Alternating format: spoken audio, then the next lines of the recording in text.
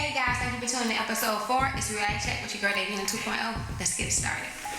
So this episode, we will strictly be talking about my recovery. I'm going to ask you guys ahead of time to bear with me. My recovery is a lot of information and it is a very emotional experience for me. So I may not be jolly, I may cry a little, but I'm going to try to hold on for you guys so I can share my experience with you.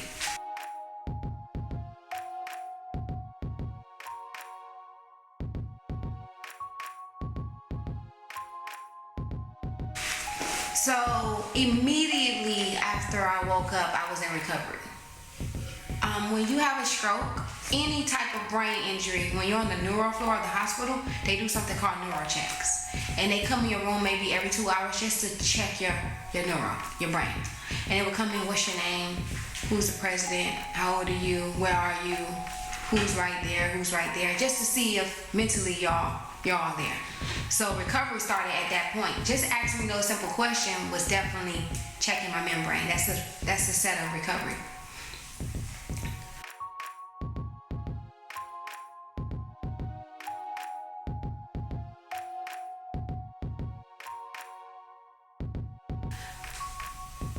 So in the hospital and in rehab, I went through several different types of therapy. I went through the whole spectrum. I did occupational therapy, which is like dealing with the small tasks, day-to-day tasks. I also did physical therapy, which is large movements, walking and things of that nature. Running or jumping, that's physical therapy. I also did speech therapy. Prior to my stroke, I used to think that speech therapy was just speaking. But after having a stroke, I realized speech therapy is just everything logical. We did logical thinking practice, we did money, we did comprehension, we did speaking, we did a little bit of everything. So speech therapy to me, in layman's terms, is school. That's what speech therapy is. So you're talking, but you're also doing some logical practices, and you're speaking, and sometimes she would give me like math problems, I like to solve them. Mind you, before this, I wasn't great at math, but during that, I was like, wait, what? 9 plus 2, 9, 10, 11. I had to like count it out. So we did that a lot to kind of get my brain remembering the skills that I used to have, try to get them back. I also did mental health therapy. At first, I had a psychiatrist and psychologist. The difference between a psychiatrist and a psychiatrist, they give you medication if needed. They didn't see I needed any like antidepressants or anything like that, so I didn't really see the psychiatrist. I probably met her once, and I saw a psychologist. And I liked her, she was nice, but I actually requested to see my own mental health therapist that I was seeing prior to all of this. And they approved it. So he would come and he would do therapy with me as well. So again, I did all the therapies.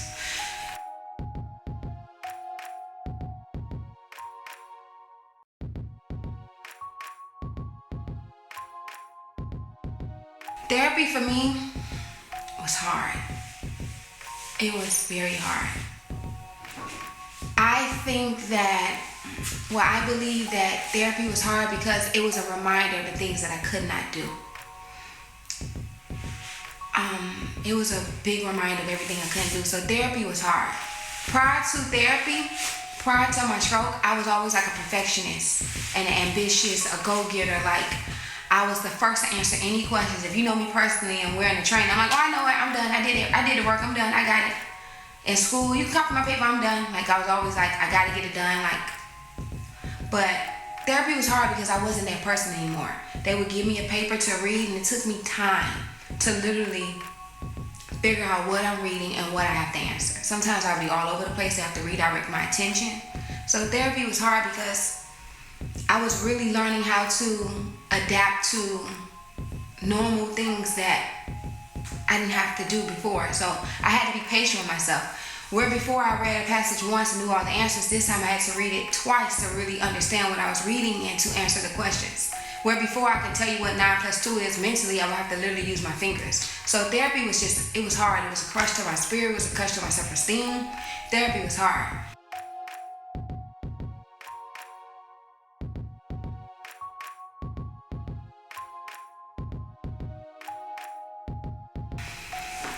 A day in therapy was honestly very structured. Shout out to Memorial Hospital, Memorial Rehab. Like we had a schedule lined up. You wake up in the morning, you have breakfast. And then the night before, they sit with you and they ask you, what do you want to do? You can kind of schedule out your therapy. So maybe at 9 o'clock, you have PT. Then after PT, they give you a little break. After the break, you go to OT. After OT, you have another break, you have lunch. Then maybe you'll have mental health therapy at the end of the day. And then throughout the day, you have little gaps where you can do different activities. They have like drumming rooms where you can go and do drumming with people. They have group sessions where you can go and talk about your pain and things you're going through. They had card game rooms. They had bingo. They had different things where you can fill your schedule. So your schedule is like this big schedule, and you throughout the day you're traveling throughout therapy. Honestly, I did all my therapy sessions, my physical therapy, my OT, my mental health, my speech, I did that. But all of the group things, I skipped out on those. Not because I didn't want to mingle with people, but I wanted to be better. So I would literally say, you know what, I'm not going to bingo. I'm going to stay in my room, and I would do whatever I did in therapy, I would do it again in my room. My family would bring different resources from outside of rehab inside of my room, so I can do them in my room too. I had strengthening balls. I had the bands, I can't think of the name of them right now. But I had bands where I would practice stretching them out. So I would leave my sessions and I would go back into my room and do the same thing again. I remember when I first arrived to therapy, they took us in this room, and it is you and your immediate family. I don't know what the name of what they call it, but it's basically like a plan for you. And in that room was me, my dad, my stepdad, but my dad because he raised me, my sister. We were all in the room, my mom. And they asked me like my goals, and I was like, I just want to walk. And I said, okay. I want to walk, I want to run, I want to get back to my daily activities that I did prior to having a stroke. She's like, okay. So they came up with a plan, what we're gonna do, like a long-term plan, a short-term plan. They gave me goals, and we planned it out. But for walking, they asked me, so we're walking, you're not walking right now. Do you want a cane? Do you want a walker? And at first, I honestly was gonna tell him walker, but my sister stopped before I could even say anything. She doesn't want anything. I'm looking at her and I'm like, I'm giving her a look like, why did you say that? She looked at me and she said, if you use it, in the beginning, you're gonna use it as a crutch. But if you go in without it, you only have yourself to depend on. You can only depend on walking. There's no other option but walking. And I looked at them, I was like, I don't want anything. She's like, are you sure? I'm like, I'm sure. And at that point, I was determined I was gonna walk. The only thing I had was the rail in the hospital. That was my goal. I had no walker. They used to put a band on us, which is funny. They put a band around our chest. So when you're walking, if you fall, they can yank you back and kind of help grab your balance. You couldn't walk around without it. They actually had to train my family to help me with that because my family was there so often. They helped me go to the restroom. They walked me to therapy. They would come to take me to different sessions, but my family was with me every step of the way. So when I'm going to PT, my dad was there holding my little leash, you can say, to make sure I don't fall. I'm holding the rail, he's holding me, making sure I don't fall. So yeah, that was a day of therapy. That was therapy. Therapy was very structured. But a lot of the sessions, a lot of group sessions, I would stay in my room with my family and I would practice even more. I wanted to be better. I really wanted to kind of be better. So I did more.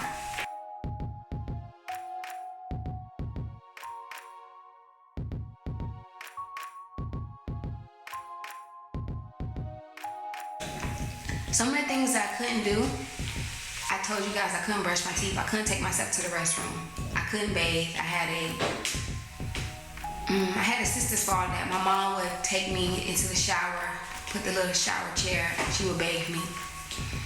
I wasn't really good at brushing my teeth. I'm a lefty, so I was trying to brush my teeth with my right hand. It was a mess. My mom would help me brush my teeth.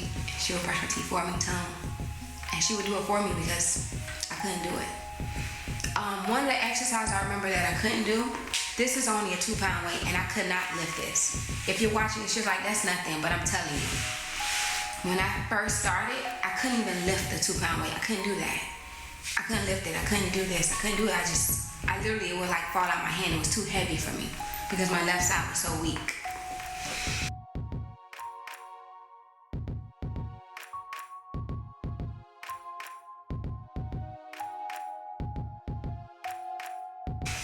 The toughest part about therapy, honestly, all of it, just adjusting.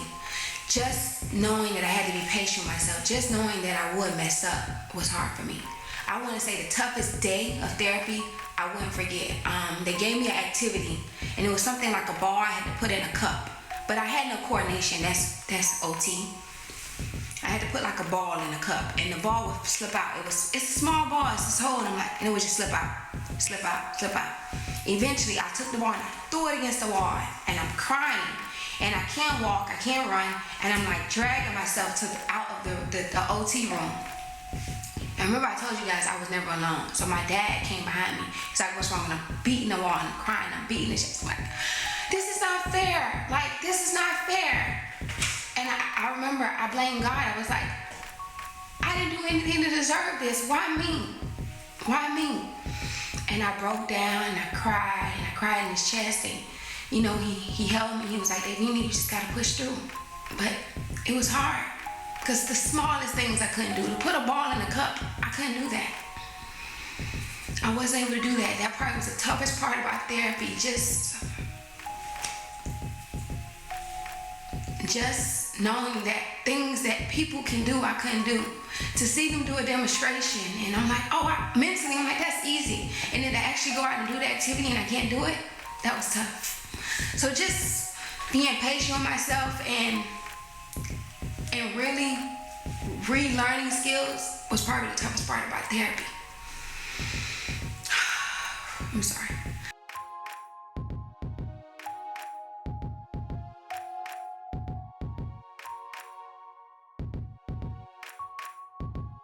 So after returning home, did I continue therapy? Yes.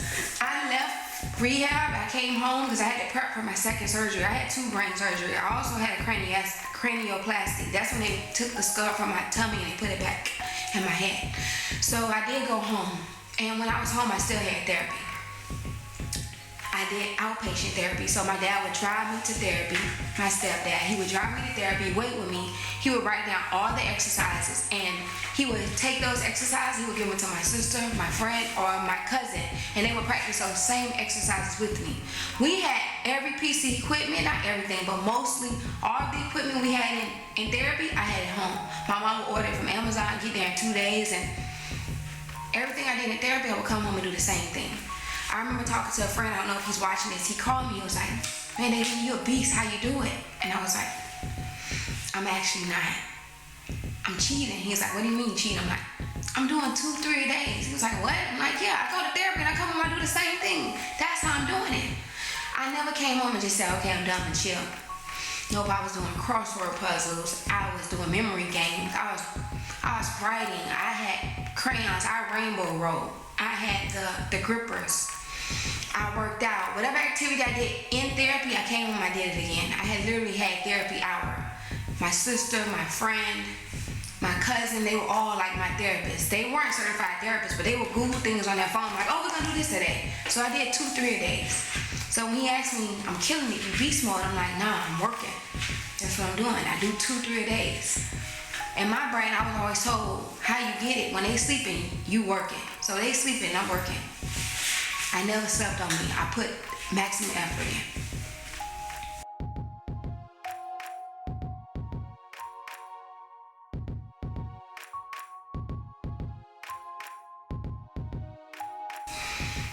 Another great part of recovery, a big major part that affected me throughout recovery, because recovery is so hard, I went through depression.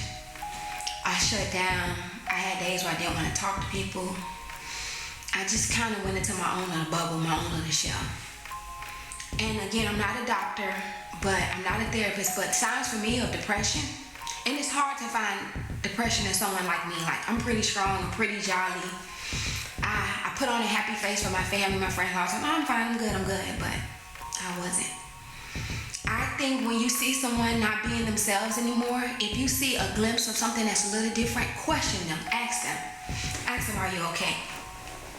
Because a lot of times they're not okay, but they're pretending to be okay. A lot of times we pretend that we're okay because we think that's what people want to see. I do know that I would check on my friends or my family and say, "Hey, how you good?" And they would say, "Yeah," and "How are you?" And I'll say yes, but I remember telling them yes because I didn't think they wanted to hear what I was really thinking. I don't think they wanted to know how bad I was really hurting.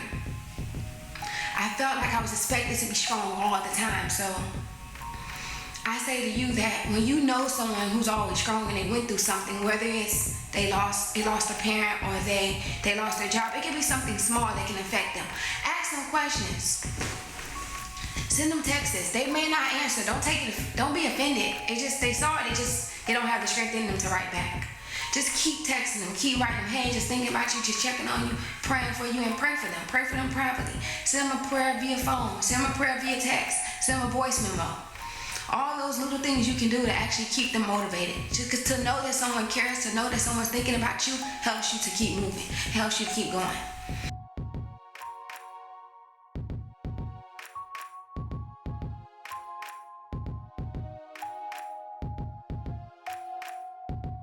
When I went through my depression, I had a lot of suicidal thoughts, a lot.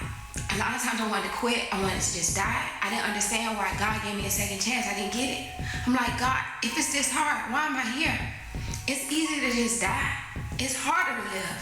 It was hard to push through, it was so much harder to push through. It was a mental thing, it was very hard. At my mom's house, when I lay in the bed, she had the medicine on the chest drawer. And I would think every night, if I could just take some pills and just sleep and die, they won't know. They'll probably think I died of a stroke. Because once you have a stroke, you can have another one. They won't know. I thought about that over and over again, like just getting up to get these pills. But you know what's funny? I couldn't really get up. I wasn't walking freely the way I used to. I kind of needed assistance. And I couldn't open the pill cap. I wasn't that strong. I wasn't there yet. So my deficits actually helped me. It actually saved me from trying to commit suicide. Couldn't do it. Another thing that came to my brain is my daughter slept with me every night. And I was like, I can't kill myself when she wakes up and she sees me in the bed with her dad. That would traumatize her, so I didn't. Okay, let me drink some water so I can kind of...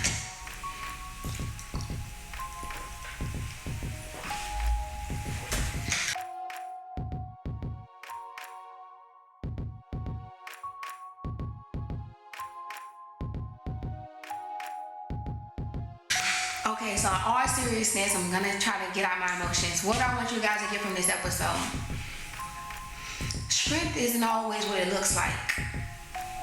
People may come off like they're strong, but they're hurting on the inside. And recovery isn't easy.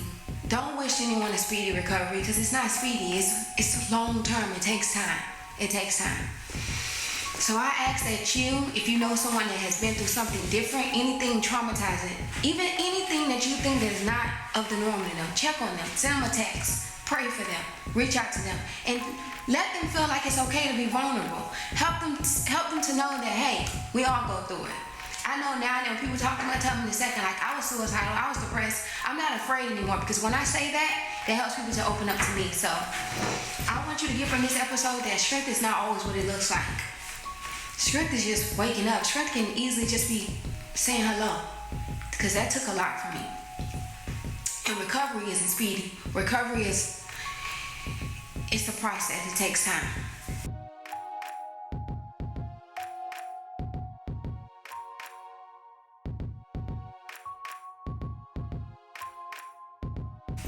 Speaking of recovery, technically I'm still in recovery. Every day is a recovery. Every day I'm working on myself. Every day.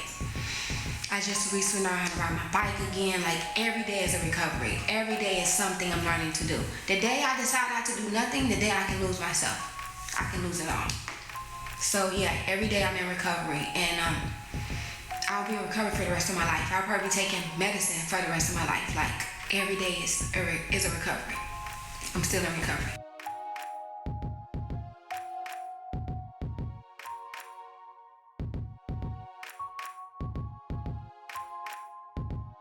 So now it's time for fan questions. We have a couple.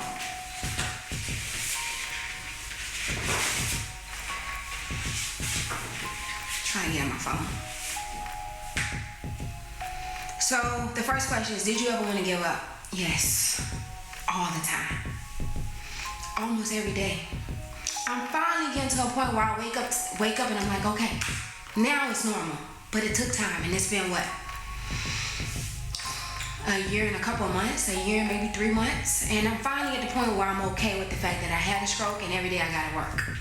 Do I want to quit? Yes. Do I want to quit? Yes. Do I want to give up? Yes. Some days I don't want to work out, but I have friends that tell me, no, you got to get in. My sister holds me accountable. Did you do something today? Did you do some jumping jacks? With that support, I didn't give up. With my daughter, I didn't give up. Another question was your hair. Like your hair, like how did you get it? This is not fake. This is all me. It's all real. I'm pretty sure you saw my pictures. This side of my hair was shaved off. I didn't have any hair on this side at all. It was shaved off. But when the doctor shaved it, my sister was smart enough to say, you know, we're going to save it. They put it in the bag and they saved it for me. So it was points throughout recovery or my, my progression where my hair started to grow out. I had like a little afro. I had dreads on this side and afro. Hot mess, but I did. It was actually a good thing because I went to my stylist, the lady who does my hair and my dreads. If you want her information, she's great. You can write me on one of my platforms. I'll give you her information. She took my hair that was cut off and she sewed it with yarn to the afro. So all of this is my hair prior to sewed with yarn to connect to that little afro that I had going on. So that's what happened with my hair. So yes, this is all my hair and she just put it back together. What are the chances of you having another stroke? High. I don't have the percentages. It's a high chance. They say once you had a stroke, you can have another one. By the grace of God, it's been a year, 3 months, and I haven't had another one. Thank God for that. Because there are chances of me having another stroke, and I don't know the cause of my stroke, I take certain preventative measures to make sure that I don't have another stroke. I work out. If I don't work out daily, I do something physical every day, but I definitely work out at least 4 times a day. Tuesday, Thursday, Saturday, and Sunday. And I try to do something every day, whether it's walk, ride my bike, run around the neighborhood, do some jumping jacks. I try to do something physical every day. Another part of it is I try to eat right. Am I a health nut? No. Do I eat pretty healthy? Yes. I'm not a nutritionist, I'm not a doctor, so don't take this and run away from it. But my theory in life is balance. If you're gonna have the burger, balance it out. Also have the nutrients. Have so many nutrients in your body that when you have a burger, it really doesn't affect you so much. So when you're eating the tacos, or like tacos, instead of doing lettuce, do spinach. Instead of doing sour cream, do guacamole. Just those small little changes can make a difference. So I take preventative measures by eating right. I work out, I exercise. I don't meditate, but I try to do yoga for my mental health. I run because for me that's therapeutic, and I still to this day I do therapy every 2 weeks, bi-weekly. I go see my therapist. And if I'm not doing that, if I happen to miss a day because of whatever I have going on, I write. I write in my phone very often. I'm always writing my thoughts down. And my best friend, she's like my therapist. She's not licensed, but I will talk to her about everything that's on my mind. So my suggestion to you is get a person. Pick one person you can trust and just spill it all out. Between my sister and my best friend, I spill it all out. I say what I'm thinking and I tell them what I'm thinking, and they kind of give me back to the right direction. Like, no, Davina, you got this. And they pray for me. So, yeah, those are the things I do to prevent myself from having a stroke. I take it easy. I take it one day at a time. People ask me all the time, how you doing? I'm good today. It's a process. Every day is a new day.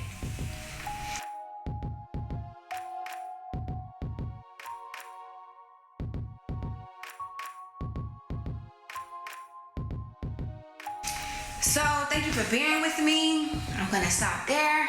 How can you guys reach me? If you have questions, you can go to my website and you can go to itsrealitycheckpodcast.com. You can follow me on Instagram, Davina_2TWO.0.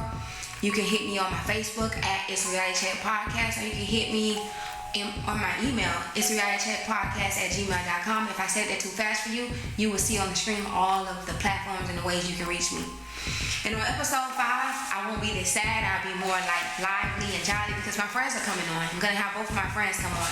The 2 friends that basically helped save my life, they'll be on episode 5. They'll tune in with you and they'll give you their side of the story, what they saw, what really happened. Because again, when you heard my story, it was bits and pieces. It was very it was off. I was drugged up. I was all over. My brain was swollen. So you can hear their story and they'll probably fill in a lot of pieces for you. So if you have questions, definitely hit me up because they will probably be able to answer most of the questions that I wasn't able to answer. But until next time, guys, I ask that you guys be well, stay safe, embrace reality. And remember, they want fantasy, but you gotta give them reality. Give them reality. Peace. Love you. That's a wrap.